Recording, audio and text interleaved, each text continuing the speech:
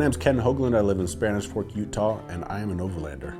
I bought my truck in 2015 with the end goal to explore the backcountry of Utah and to photograph the beauty that Utah has. I've explored a lot of different products. I've been able to get out there, test the products, and just really see what works. So when I'm preparing for an overland trip, I try to think of who's coming with me? How many kids do I have? How much food do I need?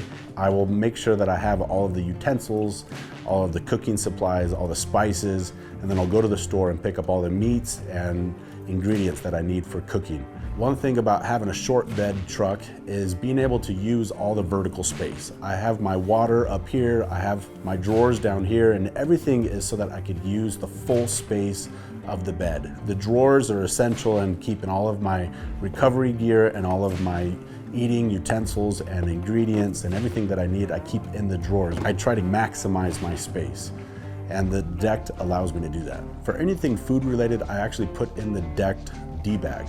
That allows me to keep everything sealed, anything utensils, spatula, I keep all of that in the D-bag.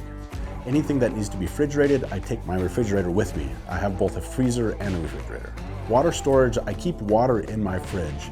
And then I also keep in my water port here the water I need in order to wash dishes or to kind of cool down. My truck is a bit of a Tetris game. Everything has its spots. So the bins that I use for washing dishes are just here in those little side cubbies.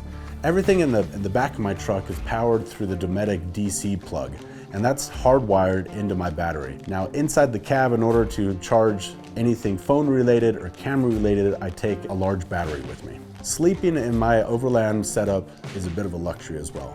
Above me is my tent, and it just pops straight up. It makes for a great bed for 1 or 2 adults. Throw in 4 kids and it gets a little tight, but that's what I do, it's fun. One thing that I try to take into consideration is what I might come across on the trail.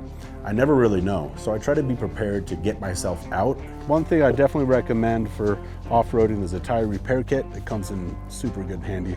Other than here, I have a tow strap, I have a snatch rope, then I have a tree hugger. Everything I need to set up for self-recovery and recovering other vehicles.